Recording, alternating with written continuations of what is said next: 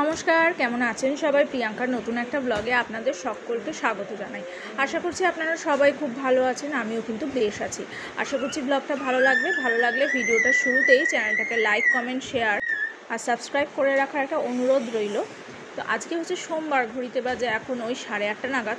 তো সোমবার তো যারা আমার বাংলা ব্লগ দেখেন, যারা আমার বাংলা সাবস্ক্রাইবার, তারা তো জানেনই যে সোমবারটা আমি নিরামিষ খাই। সেই জন্য আর কি প্রথমেই সকালবেলা ঘুম থেকে উঠে তড়িঘড়ি করে একটু নিরামিষ রান্নায় বসিয়ে দিলাম। একদিকে ভাত হয়ে গেছে, করেছি নিয়েছি একটু লাউ দিয়ে ডাল, আর এই যে কতটা মূলো এনেছিল সেই মূলোর মধ্যে একদম টাটকা শাকটা ছিল, সেই শাকটাকেই এখন কুচিয়ে নিয়েছি। সোমবারে এইভাবেই আর কি করার চেষ্টা করি, একটু শাক ভাজা তো আমার ভীষণ প্রিয়। শাক ভাজা বা একটু কিছু কচুর তরকারি এসব দিয়েই আর কি চালানোর চেষ্টা করি, আর ডালটা তো মাস্ট লাগেই। তো যাই হোক, ডালটা তো হয়েই গেছে, তো শাকটা কুচিয়ে একটু ধুয়ে নিলাম প্রথমে, তারপরে নুন দিয়ে চটকে একেবারে ছোট করে রাখলাম যাতে জলটা নিগড়ে যায়। আর তারপরে শাকটা আস্তে আস্তে বসিয়ে দেবো। আর ওই যে সকালবেলাটা প্রিয়াঙ্ক যতক্ষণ ঘুমায়, ওর তো সকালে স্কুল না দুপুরে স্কুল, সে তো আপনারা এতদিনে জেনেই গেছেন।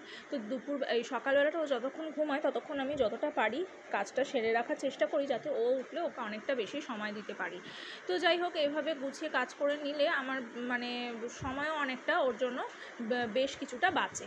তো মূলো শাকটা ধুয়ে এখন বসিয়ে দিয়েছে, দেখেছেন জলটা নুন দিয়ে নিগড়ে নেওয়ার চেষ্টা করলাম, তাও কিন্তু কতটা জল, কোনো জল দিইনি কিন্তু, জাস্ট নুন হলুদ আর লঙ্কা চেরা দিয়ে বসিয়ে দিলাম।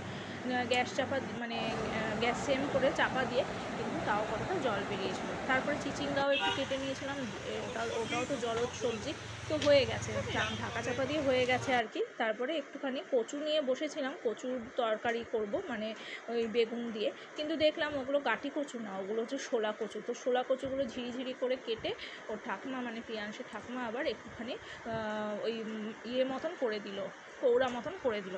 তো যাই হোক, দুপুরে আর কিছু ভিডিও করিনি। এখন সময়টা হচ্ছে সন্ধেবেলা। তো স্কুলে প্রিয়াংশকে নিয়ে গেছিলাম দুপুরবেলা, ওখান থেকে স্কুল টুর করিয়ে স্পিচ থেরাপি একটা ছিল, সেই থেরাপি করিয়ে এখন সন্ধেবেলা যখন প্রায় 6টার সময় বাড়ি ফিরছি, তখন দেখলাম রাস্তাটা একদম আলোয় আলোকিত। এক নিমেষে মনটা খুব ভালো হয়ে গেল, এবং প্রিয়াংশও খুব খুশি, কারণ এখন তো পুজো এসেই গেছে, চারিদিকটা এখন শুধু আলোয় আলোকিত।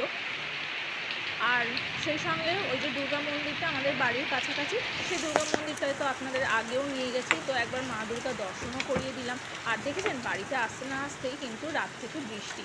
তবে এই রাত থেকে বৃষ্টিটা যে হয়েছে, এটা পরে শুনেছি একেবারে আকাশ ভাঙা বৃষ্টি যাকে বলে, দেরাদুন বা ওই সাইডগুলোতে যেরকম বৃষ্টি হয়েছে, ধস নেমেছে, আকাশ ভেঙে আমরা বাংলায় যেটা বলি আকাশ কি ফুটো হয়ে গেল, সেরকম টাইপের বৃষ্টি নাকি সারা রাত প্রচণ্ড পরিমাণের হয়েছে। ঘুমের মধ্যে ছিলাম, অতটা টের পাইনি, ওই উঠে একটু জানলা বন্ধ করার জন্য যেটুক। তো যাই হোক, পরে যখন খবরে দেখি যে কলকাতার ম্যাক্সিমাম পুজো প্যান্ডেল আর কি জলের নিচে, বা প্রচুর মানুষ এই বৃষ্টির জমা জলে বিদ্যুতের তার পড়ে বিদ্যুৎ পৃষ্ঠ হয়ে মারা গেছেন, তখন কিন্তু খবরটা খুবই মর্মাহত করেছিল। আর চারিদিক পুরো কলকাতা একেবারে ওয়াটার লকড যাকে বলে। তো সেই জন্য আর কি আজকে অনেকেই যারা কর্মরত তারাও যেমন ছুটি করেছেন, আর প্রিয়াংশদের স্কুলটাও জানেন তো অফলাইন থেকে অনলাইন মোডে সুইচ করে দিয়েছে। তো যাই হোক, ভালোই হয়েছে, কারণ অনেক দূর দূর থেকে অনেকে আসেন, এবং টিচাররাও অনেক দূর দূর থেকে আসেন ট্রেনে করে, কেউ দূর থেকে বাসে করে, তো তারাও আসতে পারবেন না, সেই জন্য আর কি অনলাইন মোডে সুইচ করে দিয়েছে। তা এই এখন যে ভয়েস ওভার দিচ্ছি, তখনও কিন্তু ভীষণ বৃষ্টি নেমে গেছে সন্ধ্যাবেলা করে, কারণ পুজোর মধ্যে নাকি আপডেটই আছে, পুজোর কটা দিন প্রচণ্ড ভাসাবে। যদিও মা দুর্গা নাকি আসছেন কিসে করে বলুন তো, ঘোড়ায় করে। হ্যাঁ, কালকেই একজনের থেকে শুনলাম, কিন্তু কোথায়, প্রচণ্ড বৃষ্টিতে যেন মনে চারদিকটা ভেসে যাচ্ছে। এবার যেন বর্ষার ওয়েদার ছাড়াও এই শরৎকালেও যেন প্রচণ্ড বৃষ্টি আর শেষ হতে চাইছে না। তো অনেকে তো বলেই থাকেন যে না, কলি শেষ হয়ে এসছে, সেই জন্য আর কি এত বৃষ্টি, চারিদিকে পাহাড় ধসে পড়ছে, রাস্তা ধসে পড়ছে, চারিদিকে সামুদ্রিক জলোচ্ছ্বাস, গ্লেসিয়ার ভেঙে যাচ্ছে। তো এই মনে হচ্ছে যেন ভগবান বিষ্ণু কল্কির অবতার নিয়ে ধ্বংস করেই ফেলবেন এবার। তো যাই হোক, অনেক কথা বলে ফেললাম। তো এদিকে সকালবেলা এটা হচ্ছে নেক্সট ডে মর্নিং, মানে মঙ্গলবার কন্টিনিউ করছি ভিডিওটা। এবার সকালবেলা উঠে আমি একটু পুঁই শাক বসিয়ে দিয়েছিলাম। কেন বলুন তো, আপনারা তো জানেনই যে পুঁই শাকটা আমাদের বাড়িতে ভীষণ চলে। তো পুঁই শাকটা বসিয়ে ওটা গ্যাস চাপা মানে কমিয়ে চাপা দিয়ে এসে চলুন একটু ছাদে এসেছি। আর ছাদে এসে দেখি কালকে যে রাত্রে অত বৃষ্টি হয়েছে, গাছগুলোতে আজকে আর জল দেবো না। জানেন, গাছের গোড়াগুলো বড্ড ভিজে। দেখুন অপরাজিতার পাতাগুলো ওই জলের মধ্যে পদ্ম পাতার ভেসে থাকলে যেমন শিশির বিন্দুগুলো জমে থাকে, ঠিক সেরকম লাগছে।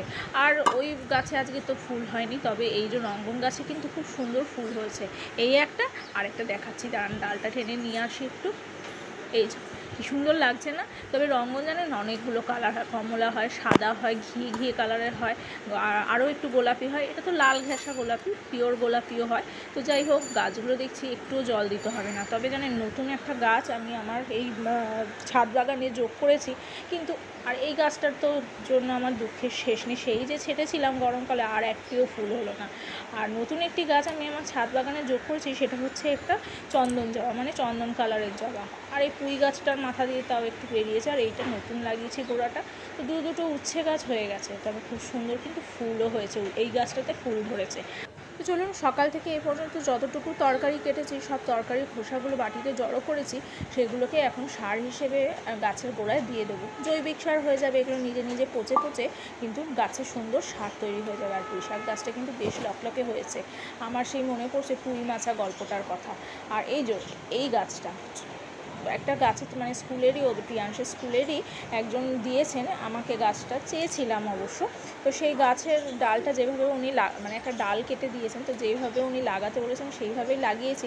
বলেছেন গাছের গোড়ায় যেন জল না দিই, পাতার মধ্যে যেন হাত দিয়ে ছিটিয়ে জল দিই, সেইভাবেই দিচ্ছি জানেন। তবে 3টে কুড়ি শুদ্ধ এনেছিলাম, দেখছি কুড়িগুলো বাড়ছে, মানে একদম গুঁড়ি টাইপের কুড়ি ছিল, কুড়িগুলো বাড়ছে, কিন্তু গাছটা যেন কেন জানি তরতাজা হচ্ছে না। তো উনি যেইভাবে লাগাতে বলেছিলেন, আর এই টবটাতে লাগানোর প্রথম সময়টা কিন্তু মাটিও কম ছিল, মাটিও দিয়েছি, কিন্তু তাও জানি কেন গাছটা ঠিক তরতাজা হচ্ছে না। দেখে বড্ড মনটা খারাপ হয়। দেখি ফুল ফোটে কিনা কুড়িগুলো থেকে। তো চলুন আবার নিচে চলে এসেছি। ওখানে অতটা সময় মানে কাটালাম, ওয়েস্ট না, গাছের সঙ্গে সময় কাটানো তো ভীষণ ভালো লাগে, মানে মন প্রাণ এক নিমেষে ভালো হয়ে যায়। এই যে কী নেশায় পরিবর্তন হয়। আগে তো আমার প্রথম মানে বিয়ের পর প্রথম বা বিয়ের আগে তো আমার গাছের কোনো নেশাই ছিল না, ভাবতেই পারতাম না যে গাছের পিছনে এত সময় দেবো। কিন্তু আস্তে আস্তে গাছকে ভালোবেসে ফেলেছি, আর আস্তে আস্তে নিজের সংগ্রহ বাড়াচ্ছি। তো যাই হোক, মানে বাড়ির আশেপাশটার পরিবেশটা যতটা পিওর রাখা যায়। তো এদিকে একটু উচ্ছেও ভেজে নিলাম, আর তারপরে হয়েছিল একটু মাছ, তো সেইগুলো আর ভিডিও করলাম না। তো বারান্দায় এসেছি একটা জামা মেলতে। তো দেখুন পাশের বাড়ির এই গাছটা, কী যেন গাছটা বলে, নামটা এই মুহূর্তে মনে পড়ছে না। এই গাছটা আমাদের বাড়িতেও ছিল জানেন, মানে গেটের চূড়াটায় গোল করে লতানো ছিল, কেটে দেওয়া হয়েছে, পোকা হয় তো। তবে এই বাড়ির গাছটা রয়েছে, আর অপূর্ব সুন্দর লাগছে, ফুলগুলো ফুটে রয়েছে। আর এখন সন্ধেবেলার সময়, তো আমি নিচে একটুখানি চাউমিন বানাচ্ছি। ভাবলাম যে না, আজকে বাড়িতে যখন আছে একটু চাউমিন বানিয়ে খাওয়া যাক। আর প্রিয়াংশকে ওর বাবা একটু সাইকেলটা ওই হাফ প্যাডেল পর্যন্ত শিখেছিল, তারপর বহুদিন যাবত ওর অফ ছিল, ওর শরীর খারাপ ছিল, তো এখন আবার একটু ছাদে প্র্যাকটিস করছে। আর এই যে চাউমিন বানানো হয়ে গেছে, চাউমিনটা একটু খেতে একটু টিভি দেখে, আর তারা দুজনে তো ওপরে বাবা ছেলে এখনও সাইকেল প্যাডলিংই করে যাচ্ছে। ডাকলাম কতবার, কিন্তু এলো না, সেটাতেই মস্ত। তো যাই হোক, ওরা আসুক, ওদেরটা গরম রেখেছি, আর আমারটা আমি এখন খেয়ে নিচ্ছি। তো চলুন, চাউমিন খেতে একটা জিনিস দেখাবো। চারদিকটা বেশ পুজো ভালো তো লাগছেই, চলুন একবার ছাদে যাই। এই দেখুন, ছাদ থেকে একবার দেখাই আপনাদের আমাদের বাড়ির চারপাশটা কেমন লাগছে, আশেপাশের বিল্ডিংগুলো এত সুন্দর সাজিয়েছে। আর দাঁড়ান, রাস্তাটা একবার দেখাই, মানে আমাদের গেটের সামনেটা। তো কদিন আর এই বড়ো রাস্তার হ্যালোজেনগুলো জ্বলবে না, শুধু এই লাইটগুলো জ্বলবে, ভালো লাগছে না? তো চলুন, ব্লগটা এই পর্যন্ত থাক। যদি ভালো লাগে তাহলে চ্যানেলটাকে অবশ্যই লাইক, কমেন্ট, শেয়ার আর সাবস্ক্রাইব করবেন। দেখা হবে খুব শীঘ্রই পরের একটা ব্লগে।